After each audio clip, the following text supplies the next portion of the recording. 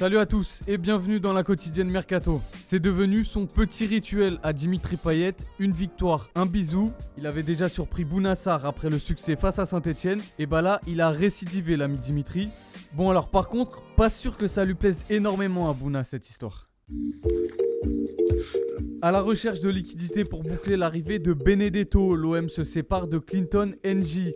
Après 3 ans plutôt mitigés sous le maillot olympien, l'international camerounais s'est engagé pour 4 ans avec le Dynamo Moscou. Montant du transfert, 5,5 millions d'euros. Et du coup, vous vous en doutez, c'est Dario qui va en profiter. On est très proche d'arriver à le point final de la négociation. Je pense qu'on peut avoir Dario à Marseille, je pense, prochaine semaine. J'espère. Vous l'avez vu donc, le transfert de Benedetto à Marseille ne fait plus trop de doutes. La question maintenant est de savoir quand l'OM pourra finaliser le transfert. Et puis c'est toujours l'occasion de mettre un léger coup de pression à ses dirigeants. Comme son ancien coéquipier NJ, Rémi Cabella rejoint lui aussi la Russie et ses températures rafraîchissantes. Direction Krasnodar pour l'ancien Stéphanois qui va s'engager pour 3 saisons et un salaire estimé à 3 millions d'euros annuels. Cabella qui semblait se diriger vers une 3e année à Saint-Etienne après la dernière qui avait été une belle réussite, s'est finalement laissé convaincre par cette jolie proposition financière. Un joli coup aussi pour Saint-Etienne qui va récupérer environ 12 millions dans l'opération. À l'étranger, Daniele De Rossi est arrivé ce matin à Buenos Aires où il doit s'engager avec Boca. L'accord entre le club et le joueur n'est pas encore officiel, mais c'est tout comme si on en croit le Twitter du club. Ancienne idole à la Roma, De Rossi est également très bien parti pour l'être aussi en Argentine. Supporters, journalistes, ils sont déjà tous fous de l'italien et on vous laisse apprécier l'accueil de folie qui lui a été réservé à l'aéroport.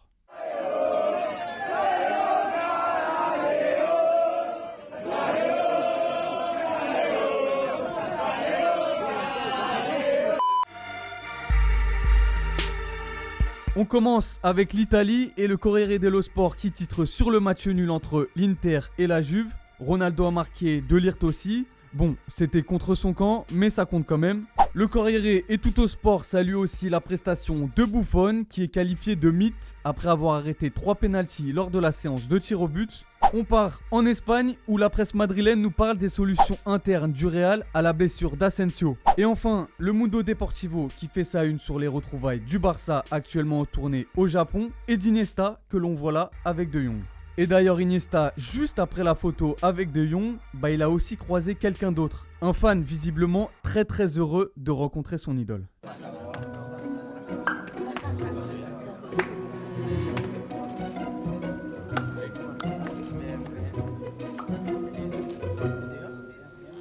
Hier, Alex vous demandait si Gay était la recrue idéale pour Paris et vous êtes plutôt d'accord avec ça, à l'image de Corentin. Pour toi, c'est un super joueur, solide physiquement, défensivement et très bon à la relance. Un profil qui collera parfaitement avec celui de Verratti. Alors que pour toi, Rafo, Matuidi aurait été plus intéressant car ancien parisien, du coup, il connaît bien le championnat, ça se défend aussi.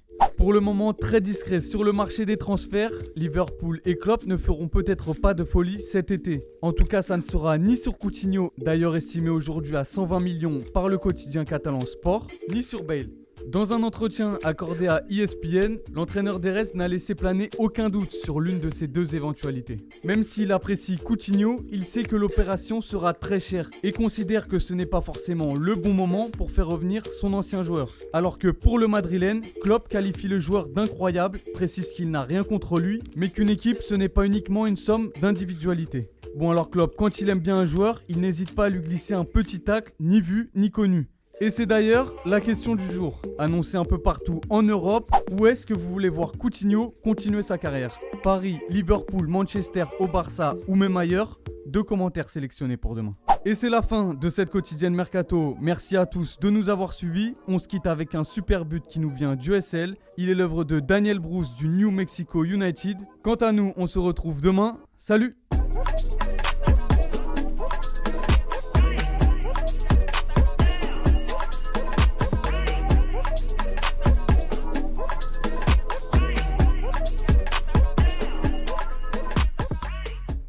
Et n'oublie pas, tu peux cliquer sur le blason Téléfoot là juste à droite pour t'abonner à la chaîne et du coup ne rien rater du contenu exclusif. À la prochaine.